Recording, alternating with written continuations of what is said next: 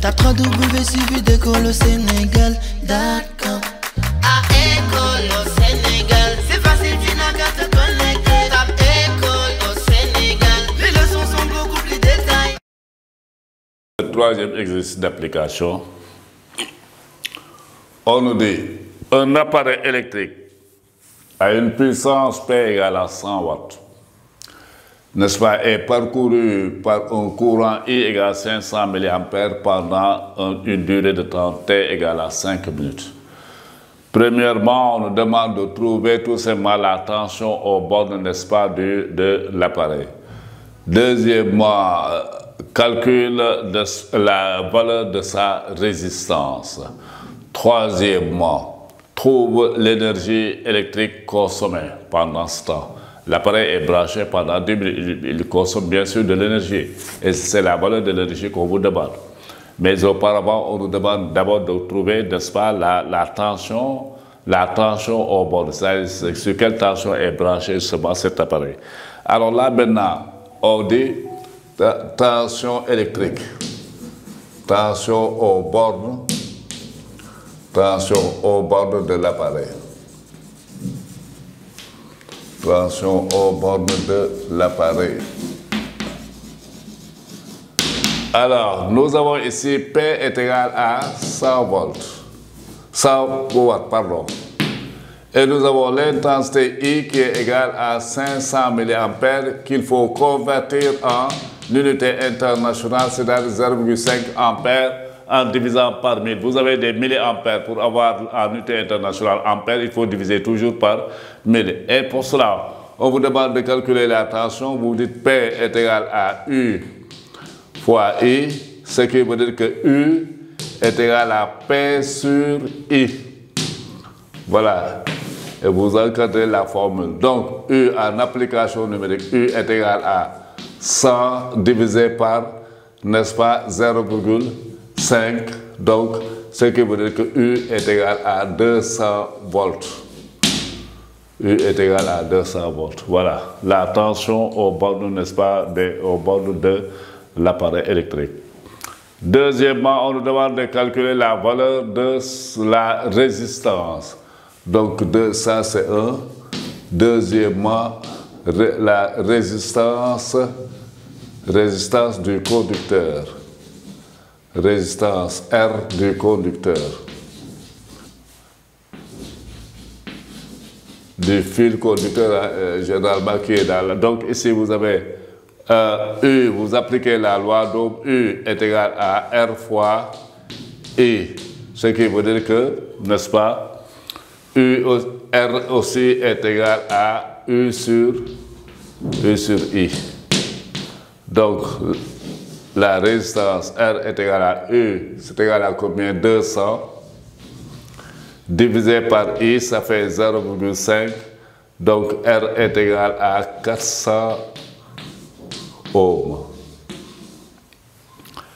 La résistance de l'appareil est égale à 400 ohms. La résistance, n'est-ce pas, du fil conducteur de l'appareil est égale à 400 ohms. Maintenant, on vous demande de trouver l'énergie consommée. Énergie consommée. Énergie consommée par l'appareil, par exemple. Alors, E, l'énergie, ou bien W. E ou W, ça dépend. Donc, l'énergie consommée est égale à la puissance de l'appareil multiplié par le temps de passage du courant. Or, ici, le temps de passage est égal à 5 minutes. 5 minutes, donc 5 fois 60, ça fait tout simplement 300 secondes pour traduire en unité internationale. L'unité internationale de temps, c'est la seconde. Il ne faut pas laisser en minutes, il faut convertir en secondes. Alors, ce qui veut dire que tout simplement E est égal à la puissance, c'est 100. 100 multiplié par 300. Et ici, vous avez tout simplement 30 000 joules. 30 000 joules, vous avez donc 30 kilojoules. 30 kilojoules, si vous devez convertir en kilojoules, vous divisez par les 30 000 par 1000. Ça fait 30 kilojoules. Quatrième exercice. Ici, on vous dit un fil conducteur a une résistance R égale à 100 ohms. Alors, sachant, plutôt, il est parcouru par un courant I, d'intensité I. Sachant que la puissance dissipée est de 625 watts, on demande de trouver,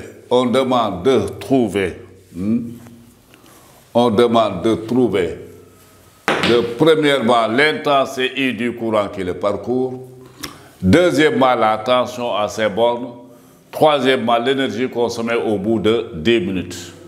Alors, ça signifie quoi? Que là, nous avons là, donc ici, on a la résistance, on demande de calculer l'intensité du courant. Premièrement, intensité du courant.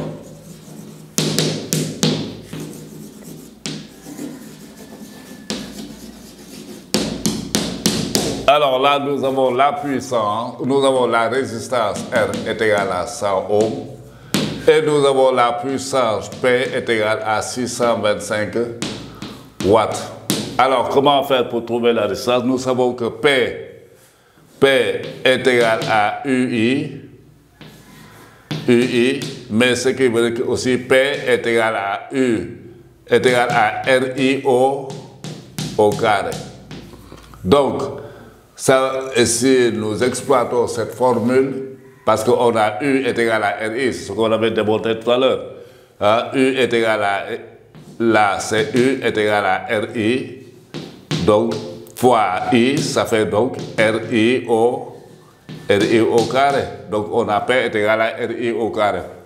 Alors, ce qui veut dire que I au carré est égal à P sur U. Alors, I est égal à racine de P sur U. Alors, dans ce cas, nous avons I est égal à racine de P, c'est combien? 625 divisé par 100. Donc, I est égal à racine de 6,25. Racine de 6,25, c'est normalement 2,5. Hein?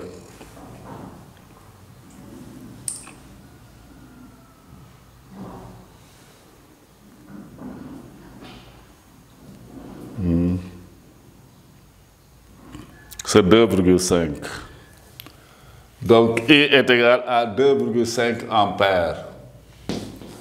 I est égal à 2,5 ampères. Voici donc la valeur de l'intensité du courant qui parcourt ce fil. Mais deuxièmement, on nous demande de calculer la tension à ses bornes. Tension aux bornes du fil. Tension aux bornes du fil. Alors, nous avons la loi d'Ohm, ce n'est pas la peine d'aller très loin. U fois U est égal à RI. Donc, U, on applique la loi d'Ohm. U est égal à R. Ça fait combien? R, ça fait 100. Multiplié par I, ça fait 2,5. Donc, ça fait tout simplement 2. U est égal à 250. U est égal à 250 volts. Voici la tension aux bornes du fil. Et maintenant, on demande de calculer l'énergie. L'énergie consommée en 10 minutes. Énergie consommée en 10 minutes. 10 minutes, ça fait tout simplement 600 secondes. Donc, T est égal à 600 secondes. Énergie est égal à P fois T, n'est-ce pas? Donc, l'énergie en application numérique est égale à la puissance 625 multiplié par 600.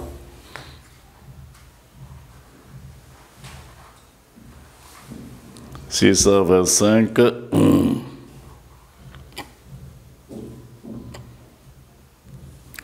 375 000 joules.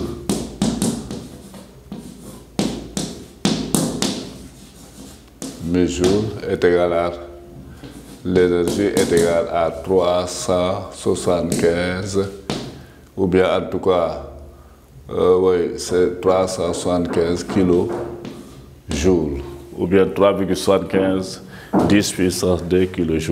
Tape 3W suivi d'école au Sénégal.